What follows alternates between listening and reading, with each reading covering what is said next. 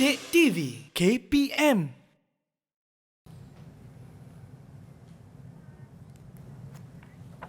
Alahai, apa ni? Mana satu ni daripada tadi baca? Idah. Ni apa ni? Nusyus. Alah, banyak sangat nak kena baca ni. Pening ni yang benda ni. Assalamualaikum Syafiqah. Waalaikumsalam Ustazah. Kenapa nampak bening? Alah, ni sebenarnya saya tengah cari perbezaan antara idah dengan nusyus. Iddah tu tempoh masa yang perlu dilalui oleh seorang isteri selepas pembuaran perkahwinan.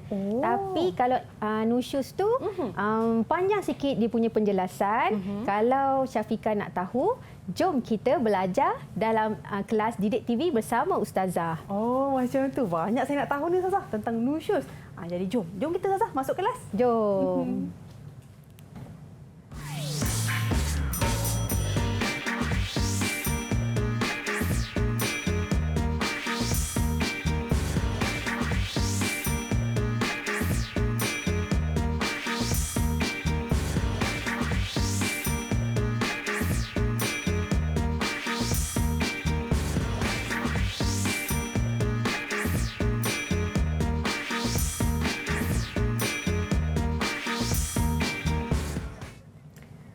Assalamualaikum warahmatullahi wabarakatuh dan salam sejahtera buat semua penonton Didik TV KPM. Anda bersama dengan saya Syafiqah Hanafiah dalam slot menengah atas dalam Didik TV KPM. Hari ini menariknya kita nak belajar tentang mata pelajaran pendidikan Islam tingkatan 5. Tajuknya isu-isu berkaitan dengan perkahwinan. Tapi tadi kita lihat gimik bersama dengan seorang guru kita. Yang ini guru. Assalamualaikum warahmatullahi wabarakatuh Ustazah Nadia. Waalaikumsalam warahmatullahi. Sihat Syafiqah? Sihat alhamdulillah. Jadi Ustazah daripada sekolah mana Ustazah? Ustazah dari SMKP Taman Petaling. Taman Petaling. Masya-Allah. Jadi Ustazah, tajuk berat hari ini Ustazah. Tapi yang saya tahu bukan kita berdua sahaja di studio. Bahkan kita bersama dengan murid-murid kita di Google Meet. Betul Ustazah? Betul Syafiqah. Betul. Jadi Ustazah, boleh perkenalkan mereka Ustazah? Baiklah. Okey. Assalamualaikum. Apa khabar? Assalamualaikum adik-adik. Jadi sebelah kanan Ustazah paling hujung adalah Syaurah Azhar. Yang bertudung ungu ini adalah Rita Syarliza.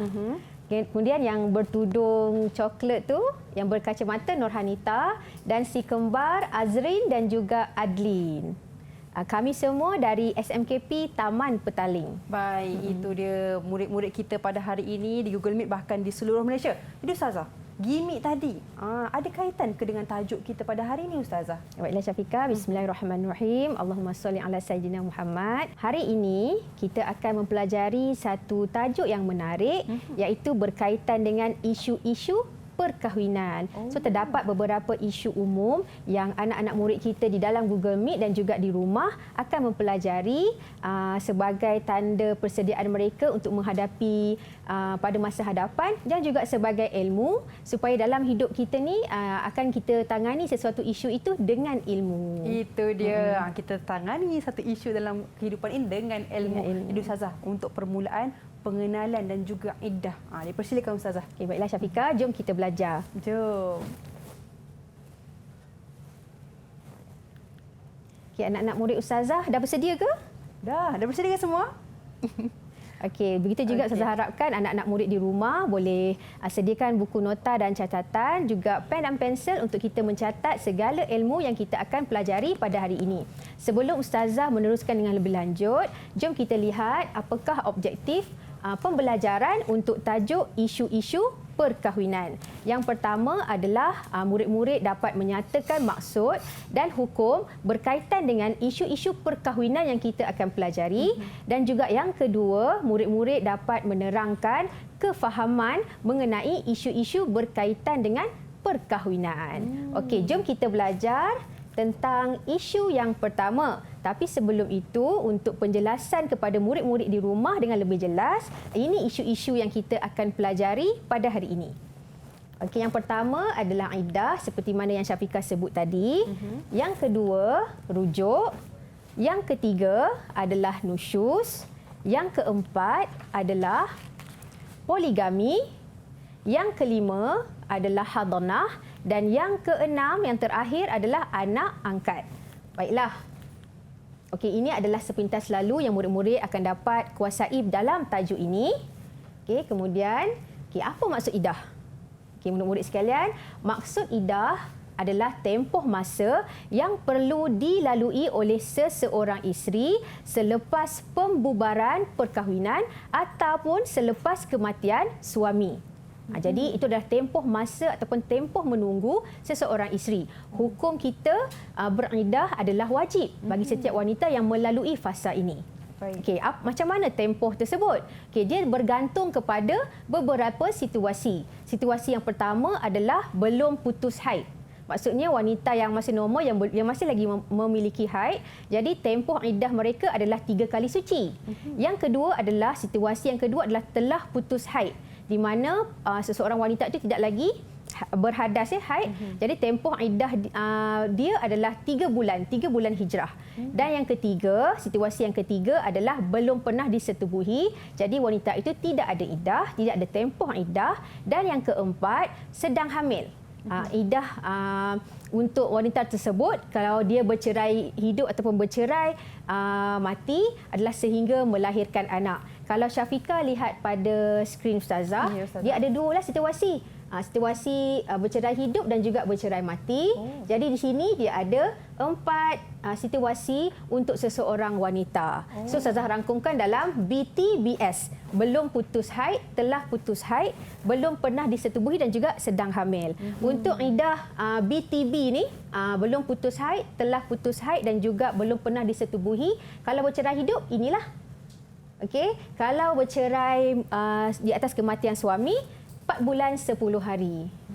Tapi kalau bercerai hidup ke bercerai mati ke, kalau seorang wanita itu hamil, adalah sehingga dia melahirkan anak. Okey, jelas ya semua? Okey, Azrin, Angguk ada soalan ke? Ada soalan ke? Okey, ya. Oh ya, silakan. Okey, silakan Azrin. Ustazah, saya nak tanya, boleh tak Ustazah terangkan dengan lebih lanjut apa itu 3 kali suci? Okey, terima kasih Azrin. Okey, maksudnya di sini iddah bagi perempuan yang belum putus haid 3 kali suci. Macam mana nak kira tu? Okey, Ustazah sediakan di sini 2 situasi.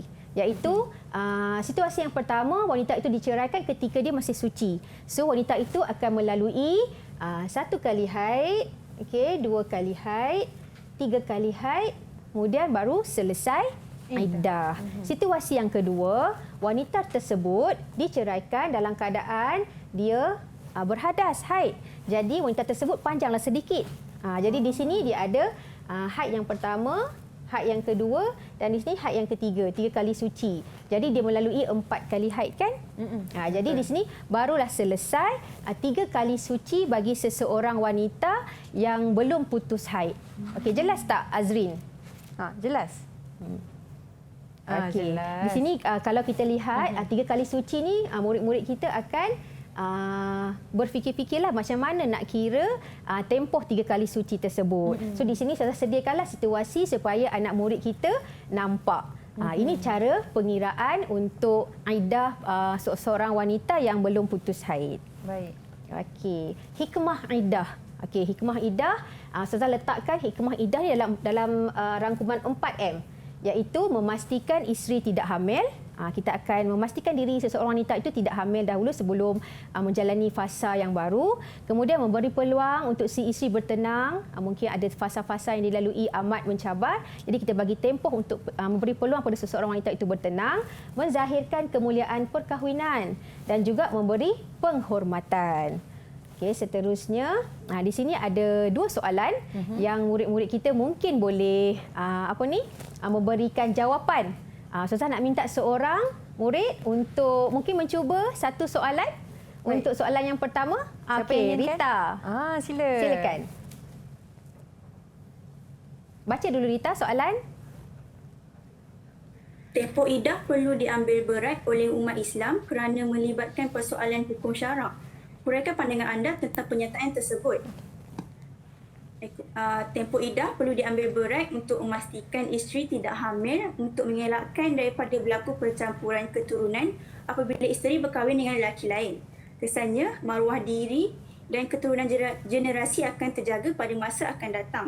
hukum melaksanakan tempoh iddah ialah wajib. Oleh itu, kita hendaklah melaksanakan tempoh iddah sebagai tanda ketaatan kepada Allah SWT. Okey, terima kasih Rita. Jelas sekali jawapan Rita. Itu adalah hikmah iddah. Maksudnya memastikan dahulu sebelum seorang isteri itu melangkah ke perkahwinan yang baharu ataupun fasa yang baharu, memastikan yang dia tidak hamil. Baik Ustazah, untuk Rita tadi saya rasa jawapannya cukup lengkap Ustazah. Betul. Berapa markah kita nak bagi? Okey, kita bagi Rita 2 markah. Oh, 2 markah. Okey, terima kasih Syafiqah bantu Ustazah untuk catat. Okey, ada yang nak cuba untuk situasi yang kedua? Baiklah, murid-murid sekalian. Jom kita lihat pada soalan yang kedua. Okey, siapa yang nak cuba tadi? Okey. Siapa nak cuba? Adlin. Okey. Silakan Adlin. Baca soalan dulu. A dan suami telah bercerai pada 18 Mac 2021 dengan talak rajai. Namun pada 10 April 2021, A telah disahkan mengandung. Apakah status iddah A? Uraikan. Kita Jadi, teruskan. A perlu menunggu sehingga dia melahirkan anak kerana A telah disahkan hamil anak suaminya pada 10 April 2021.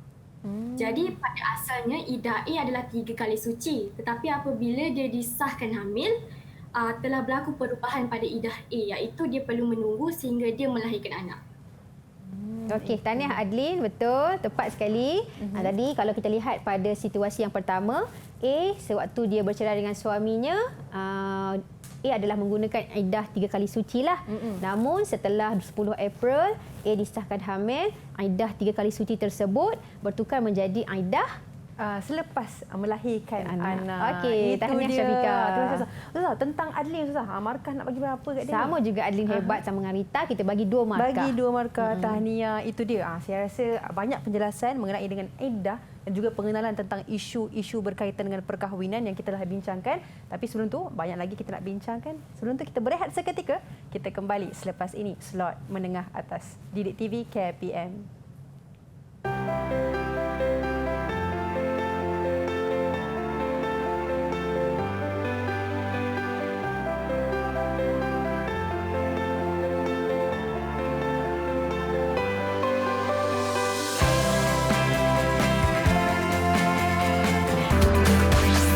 Didik TV KPM